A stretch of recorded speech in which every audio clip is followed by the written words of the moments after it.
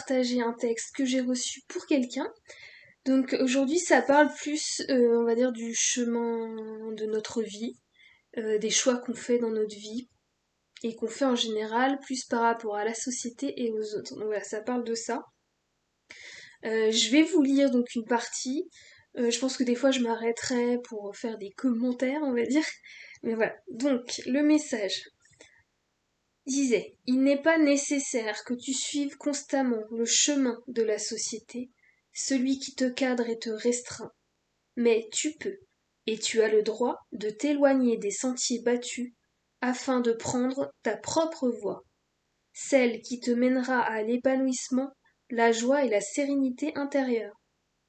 Sortir du chemin, des sentiers battus ne fera pas de toi une personne différente ou en qui on ne peut pas faire confiance, mais cela fera de toi une personne qui marche sur sa route avec confiance et foi en elle-même. Chaque personne a son propre sentier, et seul toi-même peux emprunter le tien d'un bout à l'autre. Les autres ne feront que le traverser. De manière imagée, effectivement, on va dire que les gens passent sur notre chemin parfois pour nous aider, nous guider dans un temps plus ou moins long ou court, comme vous voulez. Mais l'idée, c'est que c'est une traversée. On va dire que les personnes ne sont pas là constamment avec nous sur notre chemin. Voilà. Et inversement, en fait, vous n'êtes pas là constamment sur le chemin de l'autre, vous le traversez à différents moments aussi de sa vie. Voilà.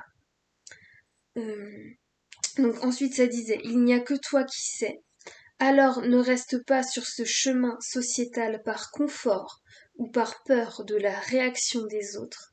N'aie pas peur de perdre le contrôle sur ta vie, car en réalité tu l'as perdu le jour où tu as choisi de suivre la route qui te semblait juste par rapport à la société.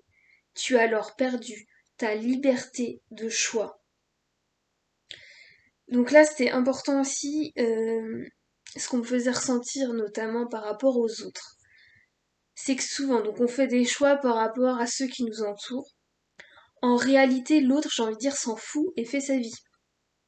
Moi, la première, j'ai envie de dire, je fais ma vie, j'ai mes propres objectifs, mes propres problématiques, mes propres moments de vie. Et donc, je suis pas là à épier constamment ce qui se passe dans la vie des autres. Ni par rapport à leurs choix, leurs décisions.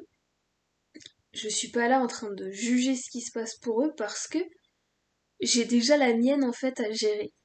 Donc finalement, enfin j'ai envie de dire c'est pareil pour tout le monde. On n'est pas là au balcon en train de regarder tout le temps ce qui se passe chez l'autre, demander tout le temps.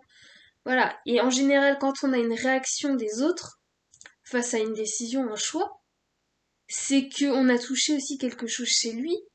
Il peut y avoir cet effet miroir, ça peut être, voilà, pour lui, on lui rappelle que lui ne fait peut-être pas de choix dans sa vie qu'il aurait aimé faire, que lui n'a pas osé, que, voilà, lui, ça peut lui ramener un peu de jalousie parce que lui n'ose pas faire ce que nous on fait dans notre vie, les décisions qu'on prend. Mais c'est vraiment pas à prendre contre vous-même et ça doit pas vous empêcher de faire vos propres choix pour vous. Il y avait vraiment cette notion et là, il parle de contrôle et de liberté, je dirais que c'est deux mots forts. En fait, on pense contrôler notre vie, mais en fait pas du tout. Quand on fait nos choix par rapport aux autres, finalement on laisse le contrôle de notre vie à l'extérieur, à la société, euh, et on a du coup totalement perdu notre liberté en fait de choix. Euh, et c'est vrai que c'est, enfin, j'ai envie de dire c'est intéressant, je n'avais pas vu ça comme ça forcément, mais le fait de mettre les mots, voilà. Finalement, quand on fait des choix qui sont pas liés à nos, j'ai envie de dire, nos propres envies, on perd notre liberté de choix et on perd aussi le contrôle sur notre vie. Donc voilà, c'est, j'ai envie de dire, c'est à méditer. Du coup, je reprends. Donc le contrôle de ta vie n'est aujourd'hui qu'une illusion qui te berce et dont tu penses qu'elle t'apaise intérieurement. En réalité, tu es toujours aussi inquiet. Alors quitte à avoir des inquiétudes, autant qu'elles soient pour des choses qui te tiennent réellement à cœur et qui t'anime. Ton être n'en sera que plus satisfait et heureux. Donc voilà, je vous invite tous à faire du coup des choix dans votre vie, en votre âme et conscience en tout cas, avant tout pour vous, votre bien-être. Et bien sûr dans le respect d'autrui, malgré tout. Mais voilà, n'oubliez pas que la vie est faite de choix. On fait que ça constamment, ne serait-ce que pour qu'est-ce qu'on mange ce soir, on fait des choix.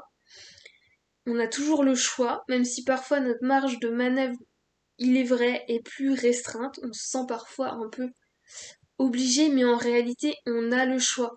Et parfois, le choix qu'on aimerait faire n'est pas la solution la plus facile ou la plus confortable. C'est vrai, mais c'est peut-être malgré tout le meilleur choix pour nous. Donc voilà, je vous laisse méditer là-dessus.